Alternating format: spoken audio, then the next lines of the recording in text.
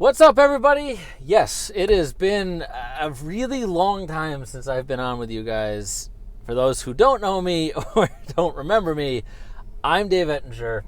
This is the Dave Talk Sports YouTube channel, and I call this the Dave Talk Sports podcast, video podcast. It's like a reintroduction, getting to know you a little bit, or get to know you again.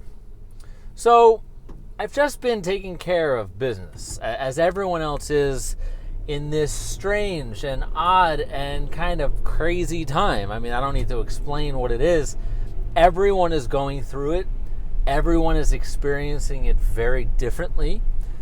Thankfully, myself, my wife, my children, my immediate family, pretty much everyone that I know has remained healthy throughout this ordeal with COVID-19, the coronavirus, everything that everyone is experiencing around the world. Not just here in New York, in New York City, even though you'd call this kind of the epicenter of what's going on in this country. It's going on everywhere, and it affects everyone differently. So, I just ask, and I know you've heard this from a million different platforms and people, just be safe, all right? Yes, as you can see, I'm still driving home from work. I'm currently alternating working every other night with the producer that I normally work with. We're alternating nights from home and also from in the studio. When I'm there, I'm virtually the only person there, so I'm not crossing paths with anyone. So I'm safe in that regard, and I don't have to worry about, other than just wiping things down that other people have previously touched, I don't have to physically cross paths or come within any unsafe distance from anyone else. Please, please, please, if you're not already, take this more seriously than you already are. I only go to work every other night and to the food store. That's it. I'm not going anywhere else unless it's an absolute emergency. Now, while I'm not crazy busy where I couldn't have been doing this every night or every morning or every day, I've just been wrapped up in life. It's calling it an excuse. I'm potty training my now 20-month-old. He is doing great. My son Derek, he's, I'd call it 2/3 of the way, 3/4 of the way through his potty training. We're almost there. And just doing all sorts of housework. I've almost painted every room in my house. Now, a lot has happened in the sports world, even though we haven't had any live sports. Last night, first round, NFL draft. Called a live sporting event, as people have been calling it.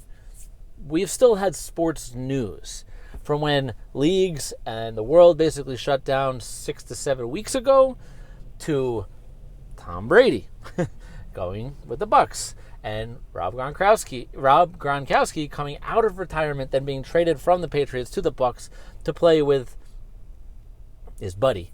We'll call him his buddy, Tom Brady. But let's get right to the first round in the NFL draft. All right. This is, again, been affected by COVID-19 and everything else that's been going on. You've had all sorts of virtual interactions. No one is getting their eyes on a person in person, a player in person.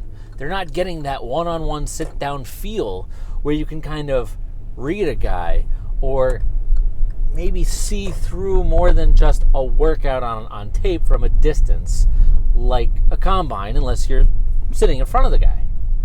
So I think that there were less surprises in this first round and less moves and trades than maybe we would have normally seen outside of one. And that's the number one story. It's not the number one pick, not the 2, 3, 4, 5th pick in the draft.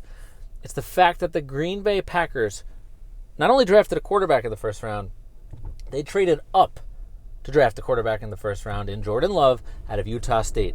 This is a huge deal.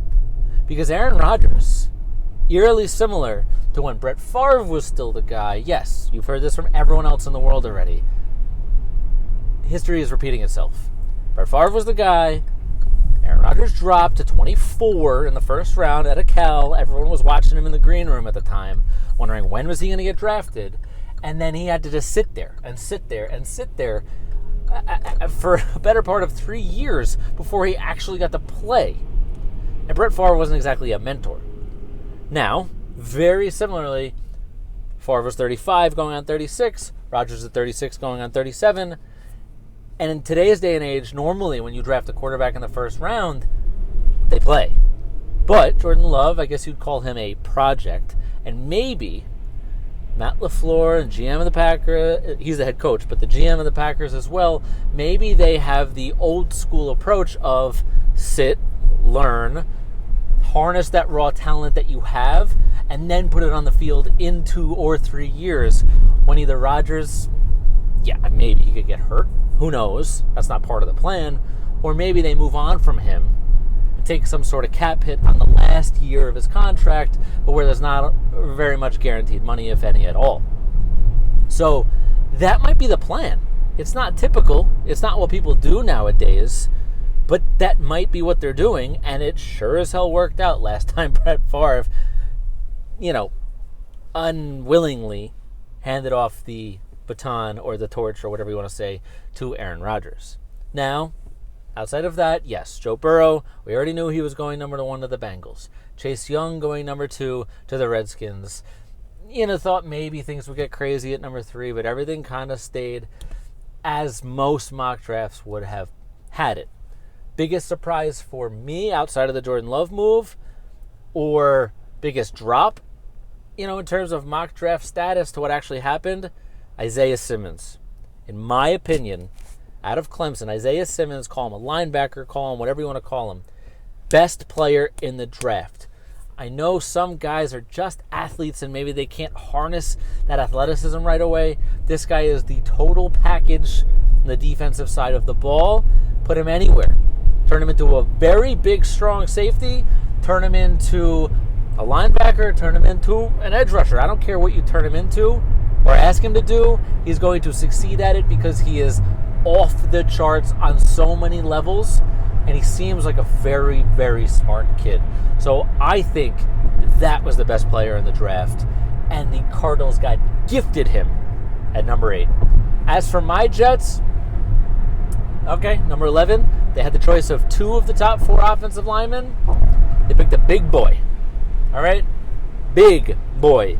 6'7", 364 pounds. That's what they list him at. He might be closer to 380. All right, maybe that Trent Brown range. Maybe he is the biggest guy in the league. For now, he'll have to settle for number 2 in that department. But athleticism and speed. When you can run a 5'1" 40 at 360-something pounds, and you used to play basketball, I don't care about drug tests popping up at the combine. I don't care about any of that.